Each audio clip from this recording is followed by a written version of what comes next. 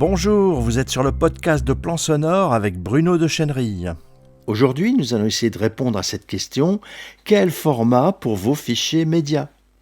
Comment s'y retrouver dans tous ces fichiers médias que nous sommes bien obligés de manipuler tous les jours ? C'est la jungle ? Pas tant que ça, vous allez voir. Audio, vidéo, images, pour chaque usage, vous pouvez choisir le format de fichier le plus standard, celui que tout le monde pourra lire. En effet, les fichiers médias servent en premier lieu à communiquer. Vous les envoyez à vos correspondants, à votre imprimerie, vous les mettez en ligne sur votre site, sur vos réseaux numériques, vos réseaux sociaux. Ils doivent être de bonne qualité et à une définition appropriée au mode de diffusion que vous envisagez. C'est pourquoi, dans la plupart des cas, on pourra très bien utiliser plusieurs formats différents pour une même image, un même son ou une même vidéo. Alors, comment reconnaître le format d'un fichier ? La première indication est le suffixe du fichier qui commence toujours par un point. .aif ou .mp3 ou .wav. Il va nous permettre de reconnaître la nature du fichier. Est-ce que c'est un fichier son, un fichier vidéo ou une image fixe ? Dans un deuxième temps, on pourra faire clic droit sur le fichier sous Windows ou commande plus I sur Mac pour avoir plus de précision, d'informations sur le fichier lui-même quant à son poids, sa taille et à son format, sa définition ou ses dimensions pour une image. Plus le fichier média sera de bonne qualité, plus il sera lourd. Sur Internet, les fichiers très lourds ont du mal à être lus correctement. Voilà pourquoi on utilise en général des formats compressés qui sont plus légers et donc plus faciles à lire à distance. On fera donc toujours un compromis entre qualité et portabilité, pour ainsi dire. Seules les conditions professionnelles de diffusion ne souffrent guère la compression. Cinéma, télévision, pressage CD ou vinyle, diffusion en salle, l'imprimerie. Alors commençons par les fichiers audio. Les fichiers son ou fichiers audio sont utilisés, donc écoutés par tout le monde. Mais ce sont les musiciens, les producteurs, les podcasteurs qui les manipulent et les génèrent. Vous êtes actuellement en train d'écouter un fichier audio. Alors une première distinction est à faire, mono ou stéréo. Un fichier mono, c'est un fichier qui ne comporte qu'une seule piste. Un fichier stéréo comprend, lui, deux pistes, gauche et droite, qui sont en général entrelacées pour pouvoir être lues simultanément par tous les appareils ou logiciels. Les fichiers mono, eux, ne sont utilisés qu'en studio. On enregistre une source avec un micro. Cela génère un fichier mono.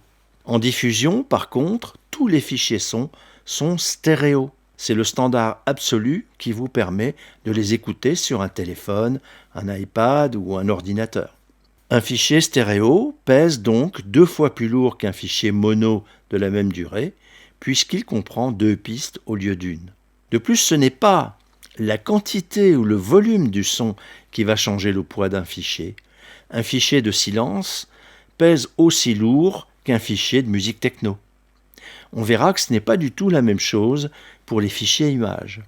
Alors les fichiers son professionnels sont en 2 formats possibles, .wav sous Windows et .aif sur Mac. Il est un fait établi que les Mac peuvent lire les 2 formats sans distinction. Alors que sous Windows, on peut encore avoir des problèmes parfois à lire des AIF. Voilà pourquoi les fichiers WAV utilisés par les professionnels, voilà pourquoi ce sont les fichiers WAV qui sont utilisés par les professionnels et donc sont très conseillés puisqu'ils peuvent être lus sur tous les ordinateurs. Il est ensuite 2 dimensions très importantes pour la qualité d'un fichier son professionnel, la définition du message informatique en bits et le taux d'échantillonnage en kHz. Le CD audio a longtemps été un étalon en matière de fichier son numérique. Son format est de 16 bits et 44,1 kHz. Mais c'est déjà un format un peu compressé, car ce format de fichier a été inventé pour permettre de stocker jusqu'à 80 minutes de son stéréo sur cette petite galette, sur ce petit CD audio. Il y a une meilleure définition, celle qu'on utilise dans la plupart des cas En studio pro ou en home studio, c'est 24 bits et 48 kHz, qui permet un meilleur rendu de l'image sonore. Mais il est plus lourd de 40% environ, car il comporte plus d'informations. Ensuite, le MP3 est le format standard du son sur Internet et sur les lecteurs numériques de poche, les lecteurs MP3, les smartphones. C'est un format de fichier très compressé qui permet de stocker et de lire très facilement de grandes quantités de musique.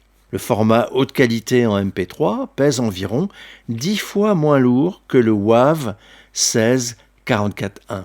Évidemment, c'est un format grand public car la perte de qualité sonore est sensible. Un nouveau format compressé est apparu, c'est le point FLAC, qui est souvent utilisé sur les plateformes numériques de diffusion musicale. Il est de bien meilleure qualité que le MP3. On considère généralement qu'il n'y a pas de différence à l'écoute entre un FLAC et un WAV. Le fichier FLAC peut être aussi en 16 bits 44,1 kHz ou bien en 24-48. Il est environ 2 fois moins lourd que le fichier WAV. Voyons maintenant les fichiers vidéo. Tous les fichiers vidéo utilisés actuellement en communication vidéo utilisent la norme MP4 et ont donc comme suffixe .mp4. Notons que sur Mac, on rencontrera souvent des fichiers avec un suffixe .mov, mais ce sont toujours des MP4. D'ailleurs, vous pouvez modifier ce suffixe et le changer en .mp4 sans autre forme de manip. Le média le plus répandu sur Internet est bien entendu la vidéo.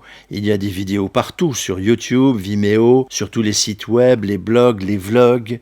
Mais la vidéo numérique est aussi utilisée maintenant de manière universelle en télévision et au cinéma. Le format d'image qui s'est imposé est le format 16/9, ou appelé aussi format rectangulaire, ou encore appelé format allongé.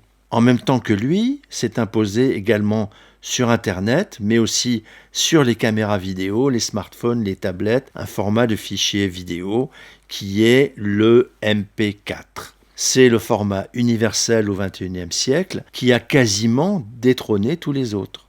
On le trouve principalement en 3 définitions haute définition, le 1280 par 720 HD, qui a tendance à ne plus être trop utilisé, sauf peut-être en formation à distance où on a souvent affaire à des vidéos de cours qui ne demandent pas forcément une qualité optimale.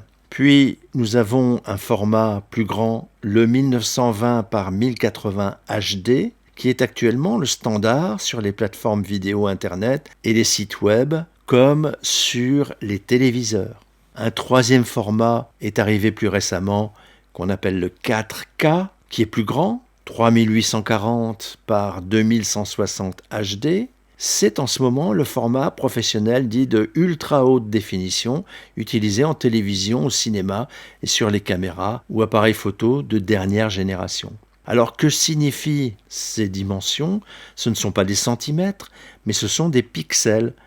Le premier chiffre désigne le nombre de pixels dans la largeur de l'image et le deuxième le nombre de pixels dans la hauteur de l'image. Par exemple, 1920 par 1080, 1920 pixels dans la largeur sur 1080 dans la hauteur. Le pixel est donc l'unité de surface dans toutes les images numériques.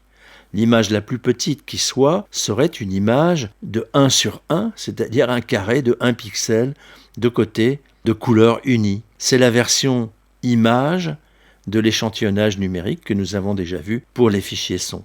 On comprendra bien que si on veut projeter une vidéo numérique sur grand écran, ce qui équivaut à l'agrandir, il nous faut le plus grand nombre de pixels possible dans ce fichier.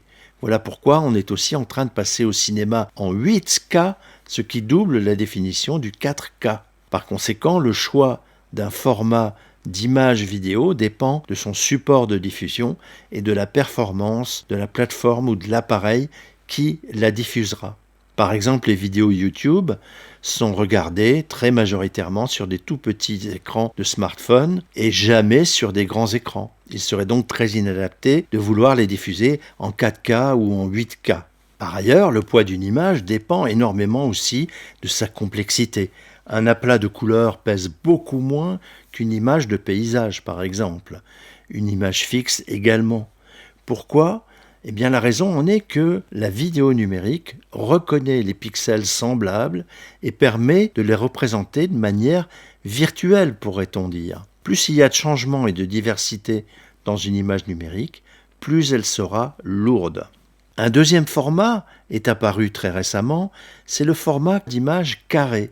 Il a été introduit par Instagram et contamine maintenant aussi Facebook et même LinkedIn. C'est donc un format spécifique à Internet et on le trouve dans plusieurs dimensions. 600 x 600, 720 x 720, 1000 par 1000 ou 1080 par 1080. C'est toujours un fichier MP4. Seules ces dimensions changent. Autre avatar des réseaux sociaux, le format vertical, 9/16e, il provient du fait que toutes les personnes qui possèdent des smartphones le tiennent vertical pour faire des selfies ou des vidéos. Ce qui m'a toujours paru très étrange en termes de vidéos, mais ça se justifie intuitivement. Quasiment toutes ces images sont des portraits de personnes, sa propre personne en fait. Le selfie, on pourrait appeler ça le format narcissique, non ? C'est en tout cas le format des stories sur Instagram et des vidéos sur TikTok. Et comme ce sont les mêmes personnes qui regardent les vidéos sur ces réseaux sociaux, exclusivement sur leur smartphone, ils les regardent évidemment en vertical. On voit que ce format inversé, 9 par 16, correspond pile à l'écran du téléphone. Mais sur tous les réseaux sociaux et les sites web, le format de fichier le plus utilisé reste quand même le format HD, 1920 par 1080 ou en vertical, 1080 par 1920. Il faut rapidement aussi parler du débit de la vidéo, c'est-à-dire du nombre d'images par seconde. On utilise actuellement 2 débits, 25 images par seconde ou 30 images par seconde. Là encore, le 30 images par seconde tente à s'imposer maintenant un peu partout. L'image est un peu plus fluide et donc le mouvement est mieux retranscrit. 60 images par seconde est utilisé aussi pour les sports où le mouvement est le plus souvent très rapide. Évidemment, ça alourdit considérablement les fichiers et les appareils doivent être capables de les enregistrer et de les lire. Voyons pour finir les fichiers d'images fixes. Photos ou illustrations, les images fixes sont aussi omniprésentes sur les sites, les blogs, sur Internet. Là aussi, la compression est de mise, car les grandes images peuvent ralentir considérablement le temps de chargement des pages Internet et impacter très sérieusement le référencement des pages par les moteurs de recherche. Les deux formats les plus courants sont le .png ou le .jpeg, JPG ou JPEG. Le standard très conseillé sur Internet, c'est le standard .jpg, donc le JPEG, qui permet une bonne compression et qui est bien chargé par tous les moteurs de recherche et par tous les navigateurs. Le seul avantage du .png semble être la possibilité d'avoir un fond transparent et donc de présenter des images détourées sur un fond de page coloré par exemple.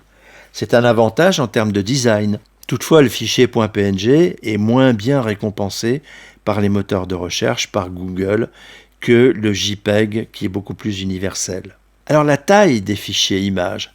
60% des images sur Internet sont vues sur des smartphones plutôt que sur ordinateur. Les sites Internet doivent donc s'adapter souplement à ces écrans de taille extrêmement différentes.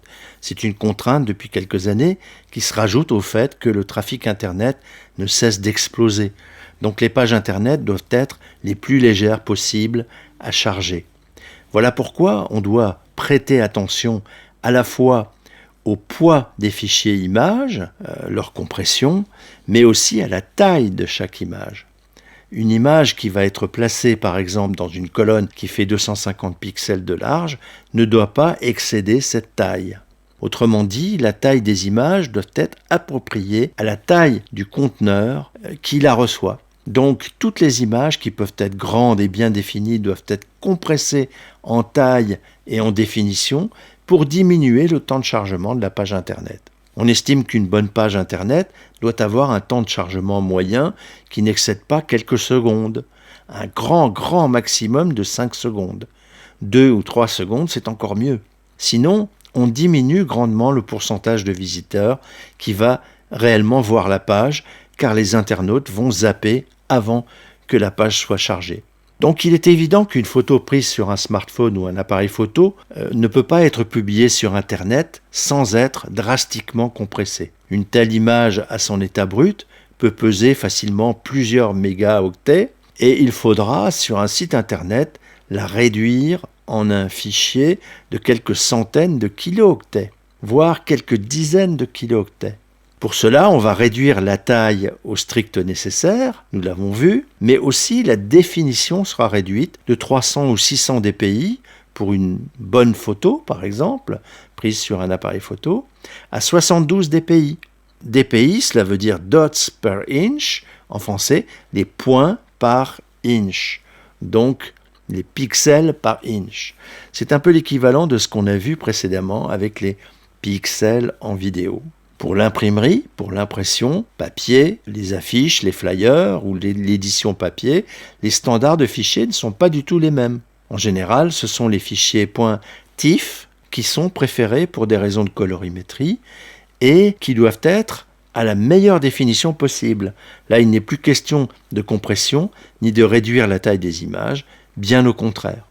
Et enfin, pour conclure, bien évidemment, il existe beaucoup plus de formats de fichiers audio, de fichiers vidéo, de fichiers images.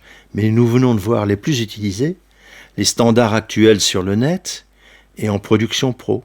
Il est fortement déconseillé de publier des fichiers dans des formats plus exotiques ou plus anciens ou encore réservés seulement aux professionnels. En effet, on prendrait le risque que ces fichiers soient illisibles pour la plupart des usagers. N'oubliez jamais que ces fichiers n'ont pas, la plupart du temps, comme objectif d'être les meilleurs, mais au contraire de communiquer des images et des sons à un public. Voilà, je vous signale aussi que vous pouvez lire la version écrite de ce podcast en un article publié sur mon blog Plan Sonore. Je vous rappelle l'adresse internet plansonore.fr. Vous êtes sur le podcast audio de Plan Sonore, il est disponible sur iTunes, Stitcher, SoundCloud, Spotify, bref sur la plupart de vos applications de podcast, Podcast Addict, Apple Podcast et Google Podcast. Et bien sûr sur notre site plansonore.fr. Si cette diffusion vous a plu, likez, partagez-la avec vos amis sur les réseaux sociaux, abonnez-vous. Si vous voulez être tenu informé de toutes les parutions, inscrivez-vous sur le blog. Et à bientôt sur plansonore.fr.